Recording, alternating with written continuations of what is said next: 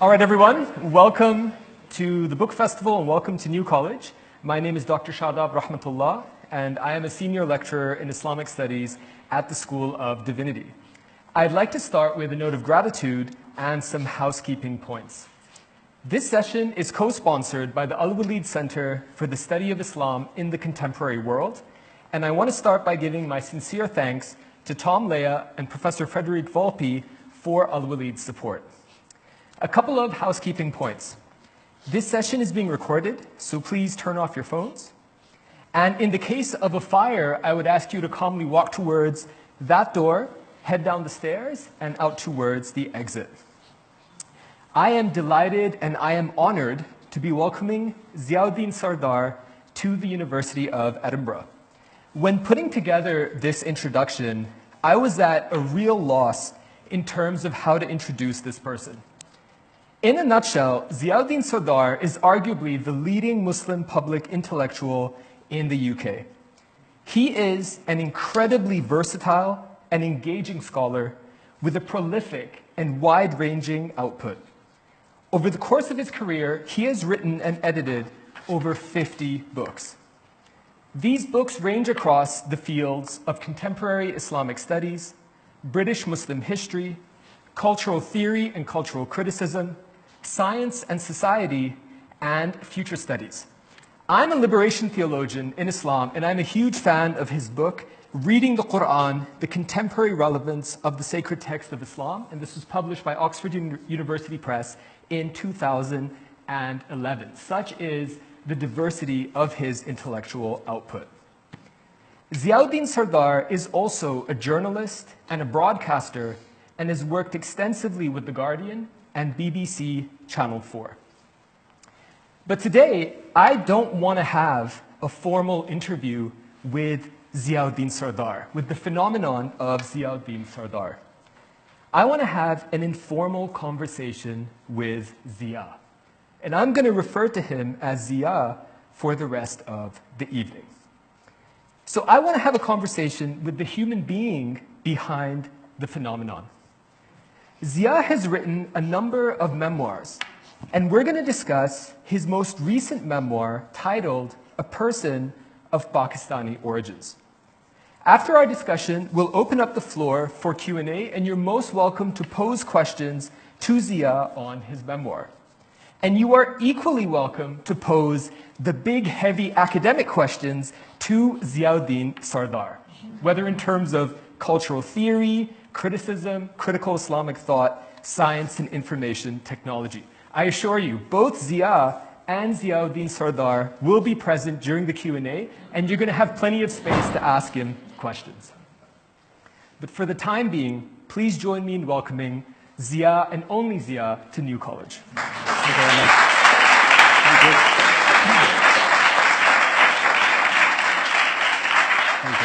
Assalamu alaikum, welcome to New College.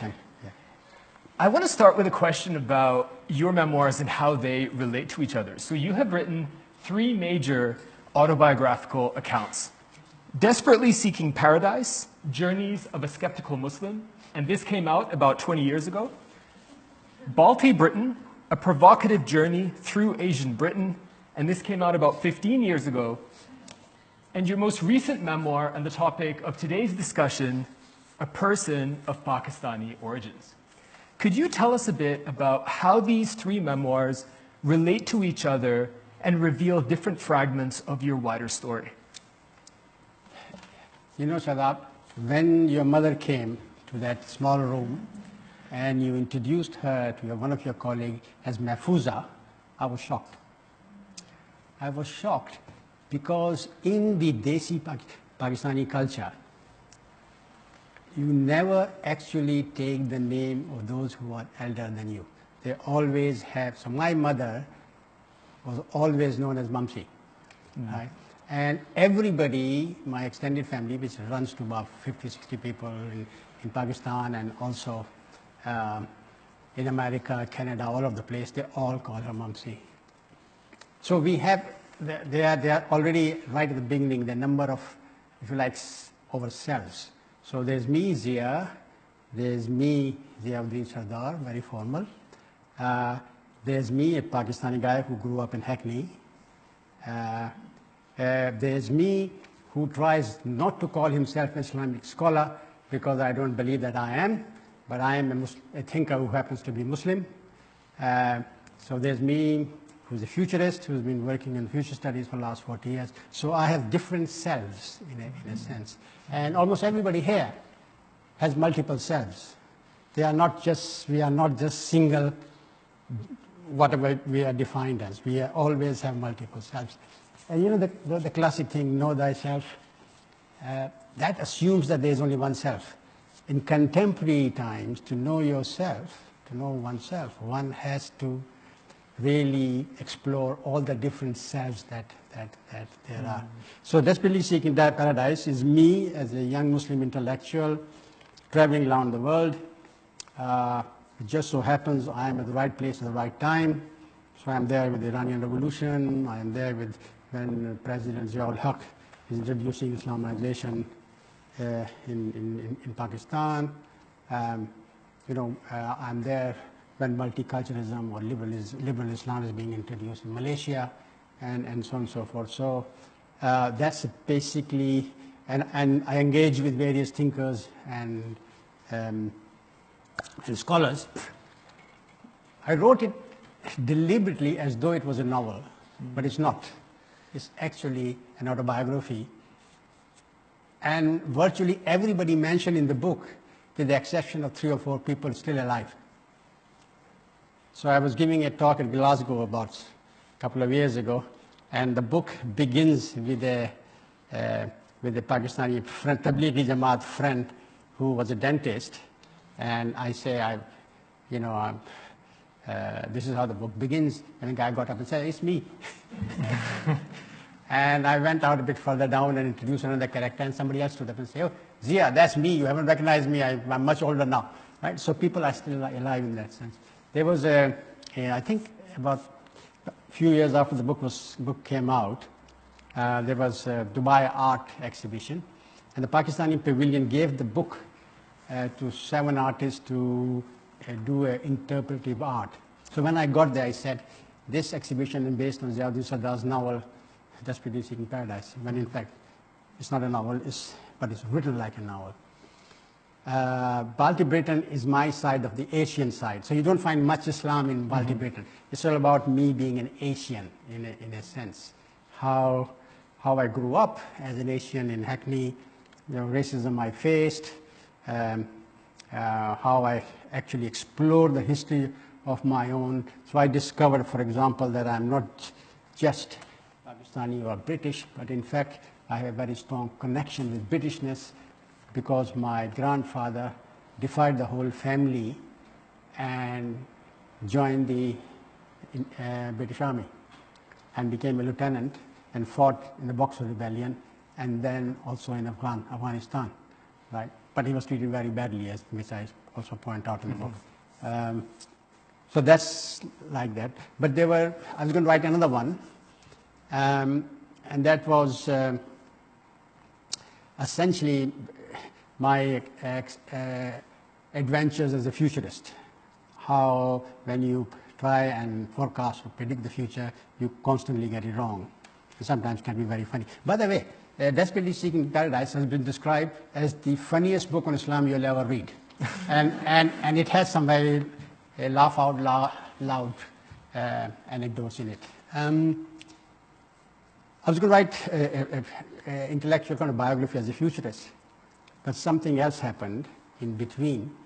I think I was in some remote part of the world, and Georgina Ferry, who's the late Georgina Ferry, who was a deputy to the Guardian, wonderful, wonderful woman, rang me and said, Zia, I want you to do something special. And I said, what is it? She said, I will want you to blog the Quran. And I said, Georgina, I don't do that sort of thing. I'm happy to be a columnist, but I don't particularly want to do that. So the matter ended there. And when I came back from where I was coming from a few months later, she rang again. I said, no, this is not the sort of thing. I'm not a mullah, right? This is not the sort of thing I'll do. And my Arabic is next to nothing. Then she rang my agent, and one morning my agent rang very early in the morning. I remember very well, and she says, yeah, why are you not doing this Guardian book and blogging the Quran? I said, I don't want to do it. She said, do you know how much they're offering? I said, no.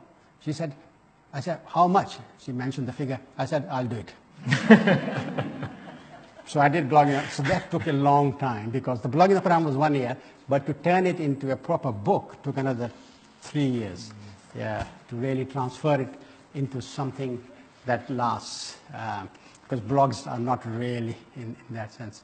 So that took away part of the memoir and autobiography. And then I always wanted to emphasize my desiness. So this book, A Person of Pakistani Origin, is published in India by Penguin in India with the title Ways of Being Desi. Now, Desi simply means local or traditional, right? And I wanted to show that being Desi, which is by the way regarded as inferior, everything Desi is bad, everything coming from England or America is good. I wanted to show that Desiness has its own strength and its own beauty, and in fact it can be very, very powerful. In regard to the blog post becoming a book, what a book it became. So I will pass this book around, Reading the Quran, and it's been praised by some of the leading scholars in critical Islamic studies, so I'll pass that around for you to check out. I have a question about POCs. So POC usually means a person of color, but POC means something very different in your book.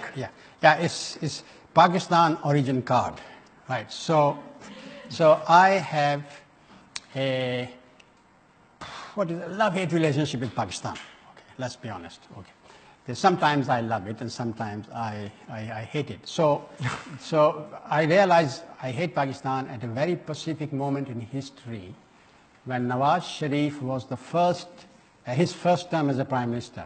His brother is now the prime minister. I think maybe mid-80s. And I helped a friend organize a conference on the future of South Asia, and I was going to be the keynote speaker. So at the conference, I turned up, and we were all sitting down like this, a huge hall, with this, right, about 300-400 people, right, a huge platform. And then they said, this started at 10 o'clock, and they said, we will now have opening remarks by Minister of Foreign Affairs. So Minister of Foreign Affairs. Okay. Give a long and rambling, ridiculous speech. Then they said, we will now have a few remarks from the Minister of Interior or something. So he came along and gave a long and rambling speech. Then they said, now we are going to have remarks by Minister of Water Resources. He came and gave it. So this went on till about 1 o'clock. So from 10 o'clock for 3 hours, all we had was the ministerial speeches.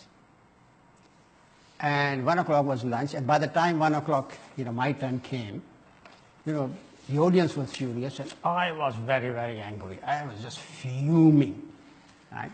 So they said, finally, we would like to invite Professor Ziauddin Sardar to come and give his address.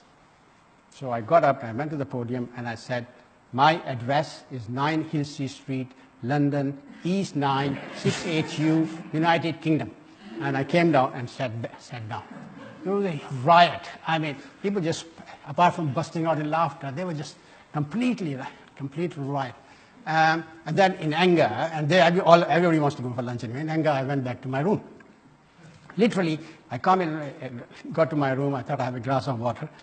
Somebody knocked on the door. 2 guys came along, huge mustaches. Yeah. So they said, do you know who we are? I said, I can guess. They said, can you give us your passport? I said, yes. And on my passport, I had paid £250, which on those days was a lot of money, for a 5-year visa. So they took the passport and put on it, cancelled.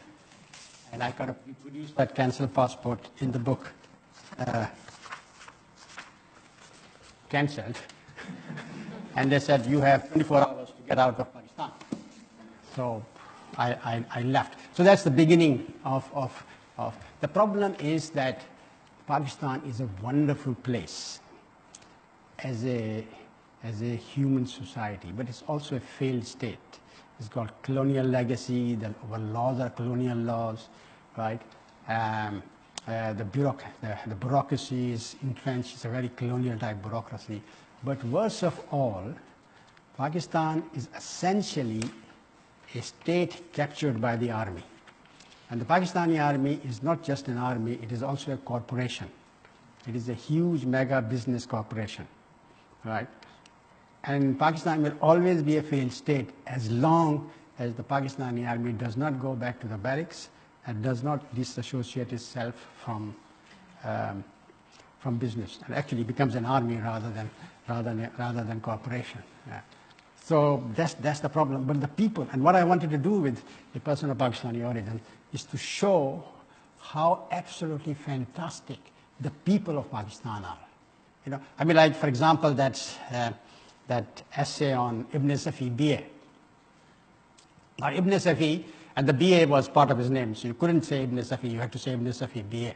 Because in those days, the 1930s, 1940s, if you had a BA, first degree, it was a big thing, especially in Pakistan. So Ibn Safi BA wrote detective novels. And he wrote 2 detective novels, Imran series and Hamidi Faridi series.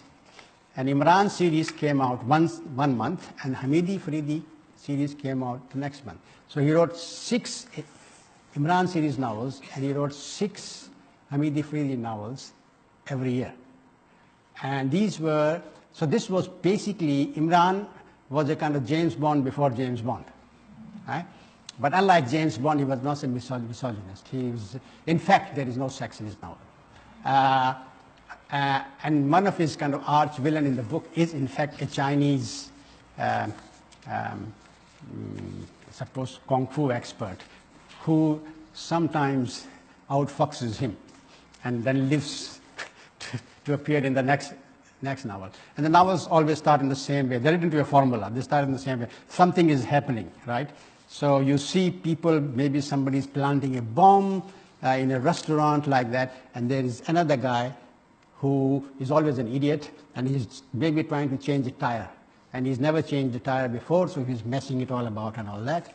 And then, of course, those who read these novels know that that idiot is not actually an idiot, but it is Imran, right, who then rescues, saves the day, defuses the bomb or whatever, and that's how all novels start off like that. So the story in the book is not about Ibn Safi. It's about something else. When my grandfather couldn't read anymore, because his eyesight had more or less gone, and he stopped reading sort of serious stuff, he would get the children of the house, as young as 4 or 5, 6, to read Ibn Safi BA's novels. So when I was age 7 or 8, my turn came, and I had to go to the market to buy the latest Imran series. We only read Imran series. We never read Hamidi Faridi. So we bought a copy of Imran series, came down, I started reading it. And I only read about kind of 3 or 4 pages. My grandfather got very upset and annoyed. He said, read that passage again. And I read that passage again. He says,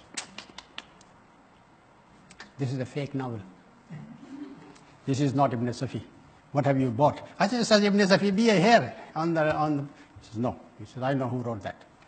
So he got up. So he was Hakim, which is a doctor, but also a psychologist. So he had a very high reputation in the Bhawal Nagar.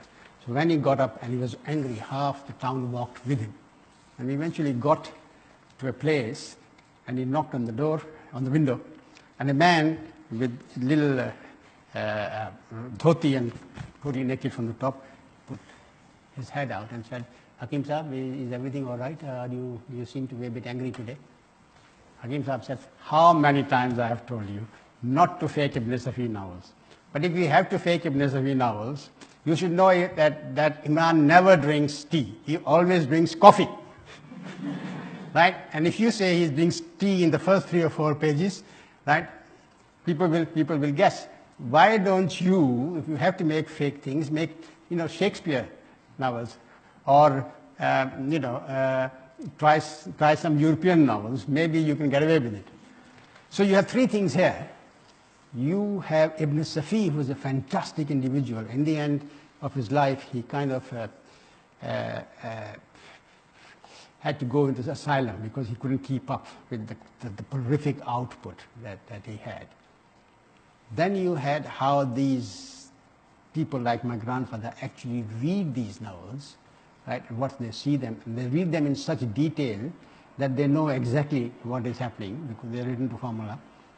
And then you have the guy who's faking it to make money. Right? I mean, that is just a small village. So you have three layers. There are three selves in that little village that is happening. So what I wanted to show in Person of Pakistan is how many different Desi selves are there and how profound they can be. And the reason I raised this question of the Pakistani origins card is because it's a legal category for Pakistanis in the diaspora who are outside of their homeland and have been estranged from their homeland and are seeking a legal relationship of return to that homeland. And so I asked that question because I'm thinking about wider themes of empire, of partition, and of the construction of national borders. So I guess my question is this: had your family ended up on the Indian side of the border, like mine, do you think your intellectual trajectory would have been different? That is to say, how central is your Pakistani identity to your intellectual scholarship? I must say that I never got the Person of Pakistani origin card. Me and my wife applied. She got it within 3 weeks. Mine never came. When I inquired, they said it's in the foreign ministry. They're looking into it. So that was like 10 years ago or something. But fortunately, I mean, I still have to get a visa if I want to go to Pakistan, but fortunately they do give me a visa. Actually, a great deal of my intellectual formation happened not in Pakistan, but in Hackney, surprisingly. Because the Desiness was the part of the family that as a family that lived in Hackney. So my father, for example, was known as Babaji. Right till the end of his life, even his close friend didn't know what my father's name was, and I had to tell them his name was Ziauddin Sardar. But everybody called him Babaji because we called him Babaji. So my father used I will introduce my mom as Mummy from now on. So Babaji used to organize these weekly, every Saturday, we had the poetry recitals where the local guys, all his friends, Hindu, Muslim, Sikhs, I mean, they will all come together and they compete in a kind of, so and this story is also it's the Dilip Kumar story in there that my mother used to go to see the Indian Bollywood films every Sunday. That was a ritual, right? Every Sunday I had to take them there to the Cameo Cinema. 2 films on 1 ticket, and Bollywood films are 3 hours each, so just 6 hours. And they are kind of tear-jerkers. So you took your box of tissues, or in fact little towels that they used to have, because they'd be crying like mad during the film. But the thing is that after the film, she would then pick up 1 or 2 songs with kind of which had a more poetic content, and then set the first 2 lines as a kind of a competition. So you had to write a poem using the first 2 lines of the song she's given you, and then proceed from there, right? So to qualify as a bona fide poet, and that was the condition, so everybody was welcome, but to qualify as a bona fide poet, you had to demonstrate that you can take those 2 couplets and turn them into 7 couplet ghazal. Which is not an easy task. I never managed it. So this is why I gave up. But lots of people did, right? And that's where I got kind of Urdu culture, the love of Urdu poetry, Urdu etiquette from that. So there was kind of a Desi culture within a British kind of thing. So I actually got all my Pakistaniness, as it were, from there. I didn't go to Pakistan until I was 27. I left Pakistan when I was 10. I only went to Pakistan when I was 27. That's so interesting. Let's unpack your diasporic formative experience a bit more. You moved from Pakistan to the UK in the 1960s when you were 10 years old. And in the book, you recount your experiences as a school kid. Quote, After my parents moved to East London, it did not take long for me to realize that whether I acknowledge my Pakistani origins or not, Pakistan would always be projected onto me. During the late 1960s and early 1970s, a wave of racist violence was directed against the Asian community in Britain. Gangs of skinheads, as they were called, would roam the streets and single out people to attack. The press dubbed it Paki bashing, and even in Balti Britain, I remember reading this when I was a PhD student, you talk about the black shirts, and they would be waiting, a fascist movement, waiting outside the school. House. Once the school is dismissed, the kids are filing out, they would actually attack brown and black kids coming out of the school. And so my question is, how has trauma shaped you as a Muslim thinker? What role does racial trauma play in your scholarship and the type of research questions that you ask as a thinker? I think it made me more conscious both of my Pakistani identity, and as well as my Muslim identity, right? And I wanted, first of all, not just to explore these identities myself, but I wanted to kind of project them in a sense. I didn't want to hide them just because people did Paki bashing or whatever. So I didn't hide them. I wanted to project my Pakistani, my Muslim identity. So what it did was to force me to ask question: what is a Muslim? Who is a Muslim? Most especially, the question that I asked was, how do you become a Muslim in the 20th century or 21st century, right? In a sense, because there is Islam, and there are other Islams, right? Theory and practice don't often go together. So I think it forced me to kind of think. But I also got involved with Islamic movements. If you read about Desperately Seeking Paradise, I joined the Tablighi Jamaat. Became a kind of external member of the Jamaat Islami, the Muslim Brotherhood, you name it, every single Muslim movement that was around, I wanted to find out. Interesting thing is that the younger generation of Muslims are going through the same trip. There are lots of people young people who have read the book and come to say, hey, I'm on chapter 3 of your book. I said, maybe you'll finish it. He said, no. When I say I'm chapter 3, I am now Muslim Brotherhood, right? I'm going through the same passages, right? And in a sense, people want to explore what it means to be a Muslim in this time. But strictly speaking, had I been in Pakistan, I probably would not have been a great intellectual. Well, not that I am. I probably would not have been, certainly not a public intellectual. Pakistan is a different kind of society, where it's very difficult to acquire the kind of books that I had, kind of people I engaged. So, for example, I got very interested in history and philosophy of science, and my early work is on science policy. I published several papers and a very major chapter in the book. And I was a physics student at City University, and somebody came and gave a lecture on philosophy. In those days, you had to do things like liberal studies to pass the exam, which you don't do anymore nowadays, right? And my liberal studies was philosophy. So I went, they had a guest physics lecturer. His name was Jerry Ravitz. And he just adopted me.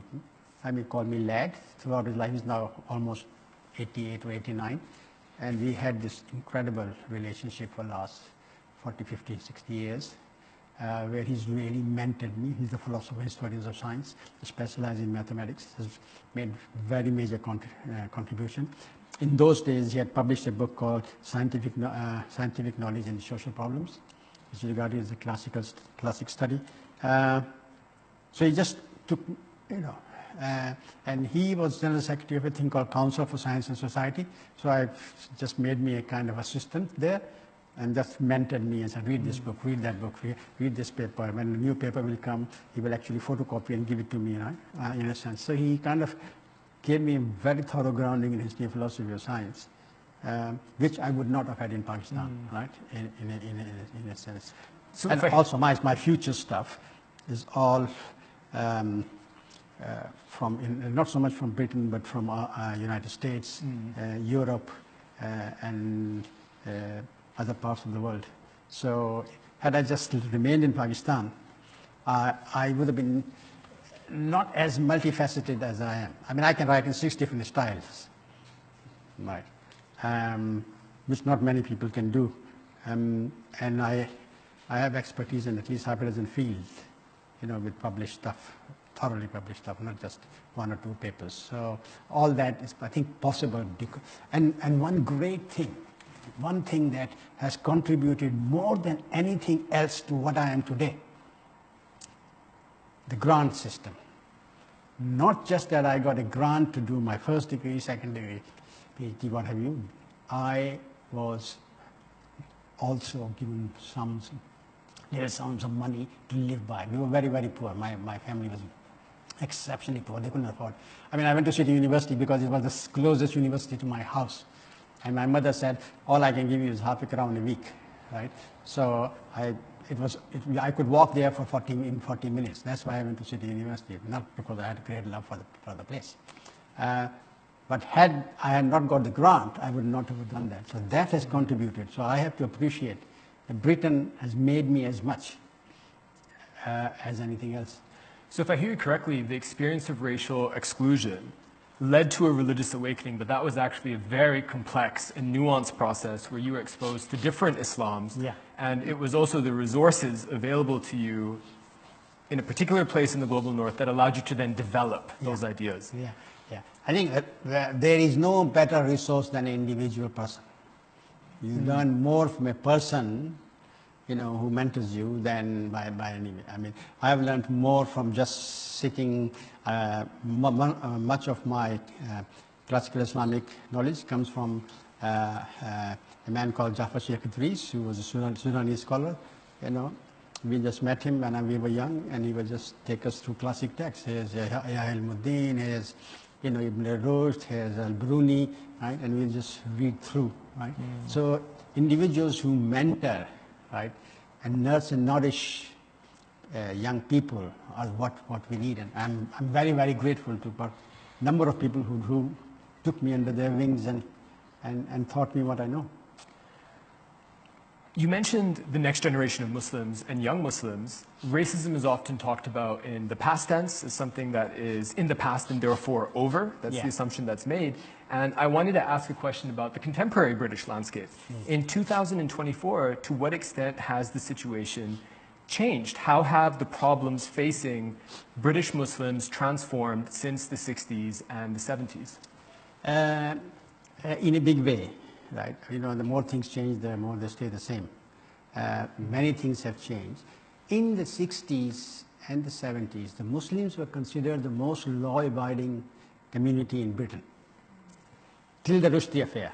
The Rushdie affair just changed all that. Then we became, somebody who were not for freedom of speech and et cetera, right? That's where the whole thing begins. But I would say that there is, on the whole, less racism now than we experienced in the 60s and the 70s. But there is this frightening rise of the far right all over Europe, United States, and we should be very, very careful of its impact in Britain. I mean, I describe how they tried to recruit me in the far right in the Multi-Britain book, through Lady Birdwood and all that. I know that the Urdu language has come up, and I'd like to go back to language because Urdu is a major theme running through your book. You could say that it is a key character in Zia's story. Yeah. You see it pop up in the detective spy novels of Ibn Safi that you mentioned.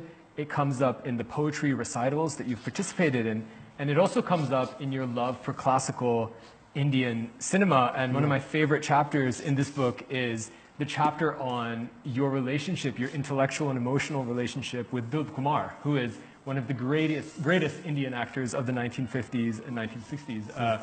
Mummy is in the audience, huge fan. Huge fan of Dilip Kumar. And my dad, in the photos, would always try to pose like Dilip Kumar, right? So could you tell us a bit more about your relationship with the Urdu language as someone in the diaspora in the UK and how that has developed? Okay. So I was talking about my multiple selves. This is absolutely true. I think in English. All my thoughts are in English. right?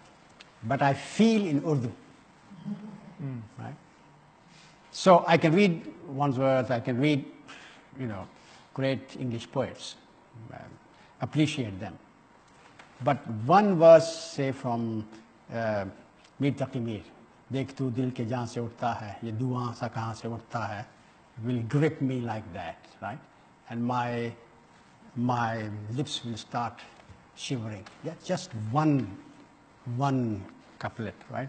In a sense. So I really feel in Urdu, and I do my religion in Arabic. But here I should also say that by Urdu and English are languages, I don't regard the Quranic language as a language, right? Because language change, right? They evolve. So the Quran is supposed to be an unchanging language. So I don't, although the Quran itself says that it's in Arabic, I don't really regard that as a language as you and I would understand. Something's lost in translation. People do not speak the Quran. Language you speak. I speak Urdu, I speak English, but I don't speak the Quran. Nobody speaks the Quran, right? In that sense.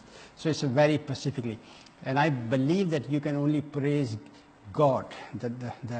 One of my kind of bare bugs is that our notion of God is very small.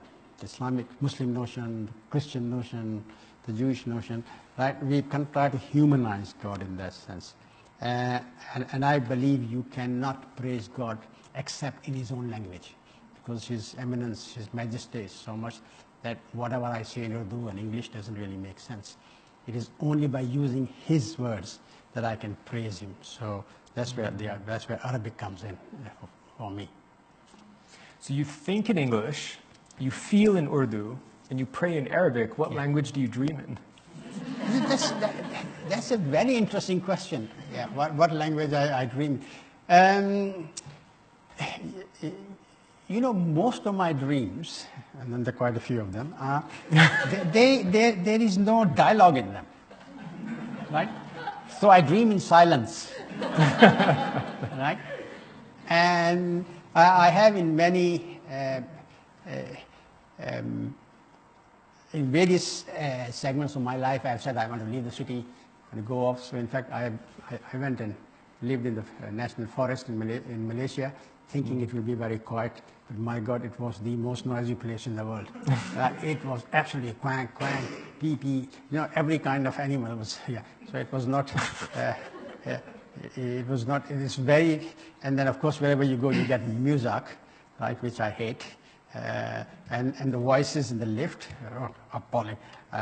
When you go from on Terminal 5, the woman's voice, and transit is moving. I mean, that lot. Where did they find that woman? It's horrible. Couldn't they find? I mean, we got fantastic actors with great voices, and they find this.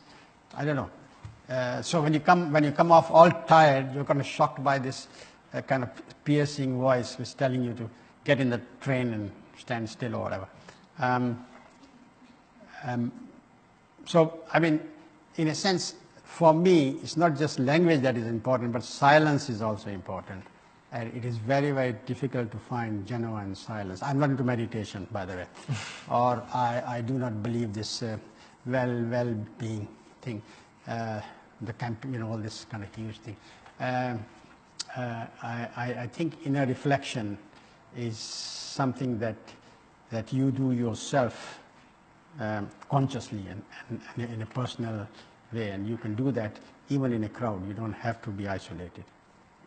I'm mindful that folks will have questions for you and also for Ziauddin Sardar. So I want to close by just asking, what are you currently working on? Could you share your current research with us? I've got a book coming out in about 3 months. What has happened in the last 3 years is that my mother died after a very long illness. She was diagnosed with dementia at the age of 77, and then she died at 85 with long dementia during the pandemic. Then my very close friend Melvin Davis, anthropologist and BBC producer, with whom I wrote several books. In fact, my most successful book, which paid off my mortgage, was written with Marilyn. It was called Why Do People Hate America? Many people may have read that. She died, and then my wife died within 3 months. I mean, she was diagnosed with bladder cancer in September, and she died in February. Within months, she just very suddenly. So I had a very traumatic period during that. So what I've done is I've written 3 pieces on the 3 women and how they shaped my life with a chapter around before their death and a chapter on what happened after their deaths. And it's called 3 Begums, the women who shaped my life, coming out next, published by Hearst. But most of my time nowadays is spent editing Critical Muslim, which is a big task. I mean, it's like a book, right? And the Hearst sell it as a book. Although we have some kind of magazine type thing like reviews and a couple of columns and things, but it is basically sold as much as a magazine journal as a book. And we do 4 issues a year, so it takes a hell of a lot of time. The evil issue took a hell of a quite a lot from me. This one didn't. Desire was easy to write. And some topics are a bit more demanding than others, right? And each issue do a different theme. I'm so sorry for your loss, and I'm so grateful that you could be here and to share your thoughts with us. And I want to flag up that Critical Muslim is a really powerful journal that emerged in the wake of the Arab Spring. I still remember the first edition, it was titled The Arabs Are Alive, and this was in 2011. And the latest edition is dedicated to your late life partner. No, the latest is Desire. Yeah, this is the one latest. that came out. Yeah. The one before this. The one before this. Before I open up the floor for questions, please join me in thanking Zia. Thank you very much.